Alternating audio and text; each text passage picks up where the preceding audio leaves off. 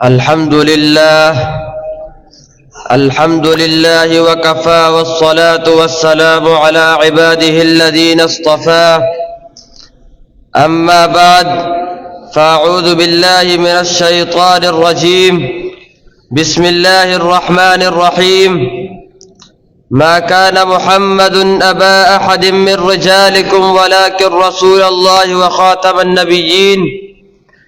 وقال النبي صلى الله عليه وسلم: أنا خاتم النبيين لا نبي بعدي، أو كما قال عليه الصلاة والسلام. واجب الاحترام معزز السامعین اور مسند انصاف پر جلوہ آرا منصفین کرام، میں آج اس مختصر وقت میں ختم نبوت اور رد قادیانیت کے طویل موضوع پر مفصل اور مدلل انداز میں گفتگو کرنا چاہتا ہوں. یاران وفادور صحابہ کو صدا دو، یاران وفادور صحابہ کو صدا دو، ہر ظالم جابر کی تمش ہوش اڑا دو، اس دور میں قادیانیت کے یہ آثار مٹا دو، اس دور میں قادیانیت کے یہ آثار مٹا دو، اب جو کچھ بھی ہو سب ختم نبوت پہ لٹا دو. واجب الاحترام، اس عنوان نے مرکزیت دو چیزوں کو حاصل ہے. پہلا مسئلہ ختم نبوت، دوسرا رد قادیانیت. ختم نبوت کہتے ہیں حضور صلی اللہ علیہ وسلم کے بعد کوئی نبی پیدا نہ ہوگا، چاہے ذلی ہو یا بروزی، تشریعی ہو یا غیر تشریعی. جب رب کائنات نے قصر نبوت کی تعمیر کی تو اس کا اختتام حضور کے ذاتی باری پر فرمائی، جس کی تائید خود آقا یوں فرماتے ہیں: فجئت انا فاتممت تلک اللبینتی، میں نے آ کر قصر نبوت کی تکمیل کر دی. قرآن کی 100 آیات، 200 احادیث، اجماع صحابہ و تابعین، اجماع فقہاء و محدثین ختم نبوت کے عکاسی کرتے ہیں، اور 1,24,000 انبیاء کا کمال منصب نبوت دو چیزوں میں مزین ہوتا ہے. نمبر 1 ما قبل انبیاء کی تصدیق کرنا، نمبر 2 ما بعد آنے والے نبی کی خوشخبری دینا. حضرت عیسیٰ علیہ السلام بھی اعلان کرتے ہیں: انی رسول اللہ الیکم مصدقا لما بین یدی من التوراۃ ومبشرا برسول یأتی من بعد اسمہ احمد.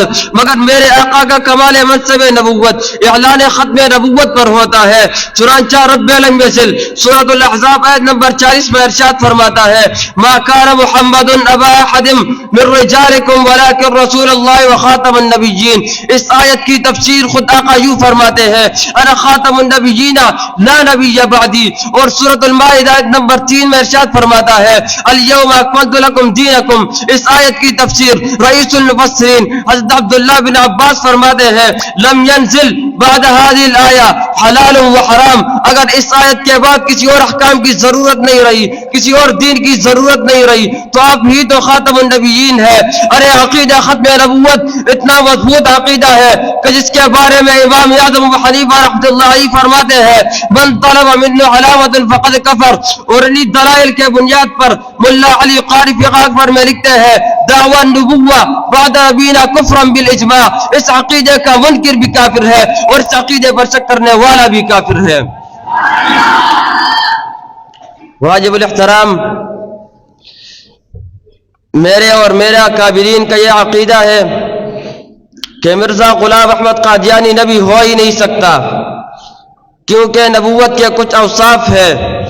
ارے نبی تو وہ ہوا کرتا ہے کہ جس کا حافظہ کمزور نہ ہو، جبکہ مرزا غلام احمد قادیانی اپنی کتاب مکتوبات احمدیہ جلد نمبر 9 صفحہ نمبر 218 میں لکھتا ہے کہ میرا حافظہ خراب ہے، اگر کئی دفعہ کسی سے ملاقات کروں تب بھی بھول جاتا ہوں. ارے تمام انبیاء اور مرسلین کو سب سے زیادہ واجب التعظیم رکھنے کے لیے اللہ رب العزت نے کسی کے سامنے شاگرد اختیار ہونے سے محفوظ رکھا، جبکہ مرزا قادیانی کہتا ہے کہ میرا حافظ کہ میں گلشاہ کا شاگرد تھا. ارے انبیاء کرام کو اللہ تعالیٰ نے جس قوم میں مبعوث فرمایا ان پر اسی قوم میں وحی نازل ہوئی. مرزا قادیانی فی اللہ رب العزت سورۃ الابراہیم آیت نمبر 4 میں ارشاد فرماتا ہے وما ارسلنا من رسول الا بلسان قوم ليبين لهم.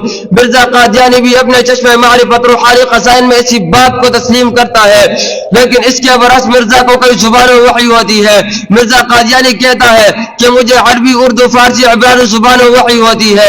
ارے انبیاء کی خصوصیت میں سے یہ بھی ہے کہ یہ مقدس سجود، تہذیب و اخلاق، صبر و تحمل کے پہاڑ ہوتے ہیں. کسی کے سخت کلامی پر بھی اخلاق کا دامن ہاتھ سے نہیں چھوڑتے اور اپنی شیریں زبان اور نرم گوئی کے ذریعے راہ راست پر لانے کی کوشش کرتے ہیں. لیکن انبیاء کا مسئلہ ختم ہونے کا دعوے دار مرزا غلام احمد قادیانی سراسر اخلاقی کمزوریوں، بدگوئیوں، بد کلامیوں میں لبریز تھا.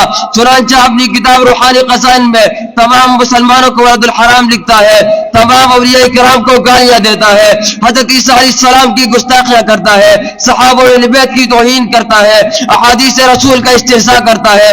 تو پھر میں کیوں نہ کہوں نبوت ختم میں تجھ پر، رسالت ختم میں تجھ پر، تیرا دین ارفع و اعلی، شریعت ختم میں تجھ پر. خدا خود نعت لکھتا ہے تیری قرآن کی صورت، عجب شان محبوبی وجاہت ختم میں تجھ پر. نہیں ہے باپ گرچہ تو کسی بھی مرد کا، لیکن تمہارے انبیاء شان رسالت ختم میں تجھ پر. وما علینا الا البلاغ المبین.